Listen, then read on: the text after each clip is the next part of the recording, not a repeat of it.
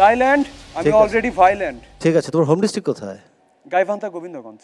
তোমার এই প্রমিত এবং আঞ্চলিক মিলে মিলে যায়, লক্ষ্য করো এটা নাকি? বুঝতে পারো এটা? জি।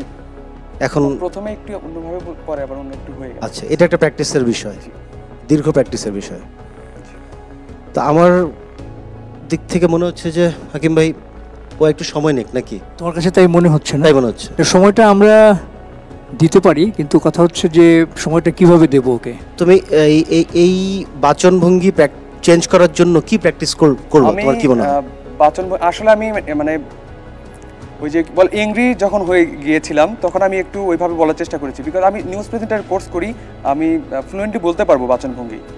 কার্ডটা পেলে দেখি তোমার এক্সপ্রেশনস কি। ওকে ওকে, আমি তুমি অ্যাকশন দিচ্ছি। Okay 3 2 1 0 action. Thank you sir. Yes, thank you so much. কিন্তু কার্ডটা তোমাকে আমরা দিচ্ছি না, ঠিক আছে? See you next time.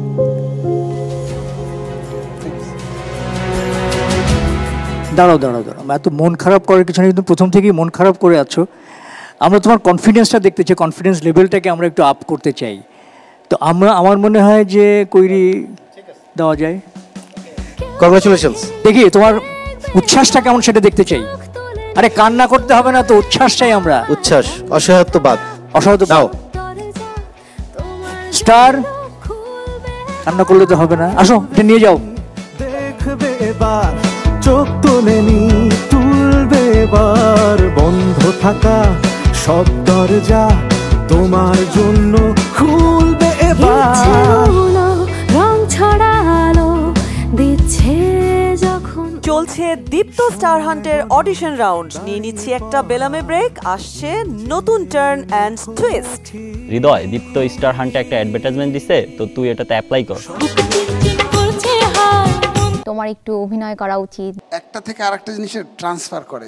আমার এখানে আসলে না খুব ভালো লাগে যখন মন খারাপ হয়, তো এর জন্য আমি নিজেকে স্টার বলে মনে করছি। অনেক প্র্যাকটিস করেন।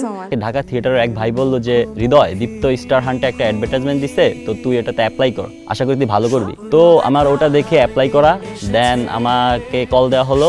আসার পর দেখি অনেক পার্টিসিপেন্ট এখানে। তো আমি প্রথম অনেক ভীত ফিল করি, এত পার্টিসিপেন্ট, আমি তো পারবো কি না। আমি সাহস করে যাই, ওখানে গিয়ে আমার জাজরা আমাকে বলে যে তুমি না আমাকে নেচে দেখাও। আমি বলি স্যার আমি তো কোনো নাচের স্টেপ ওভাবে মুখস্থ করি না, আমার স্টেপ জানা নেই।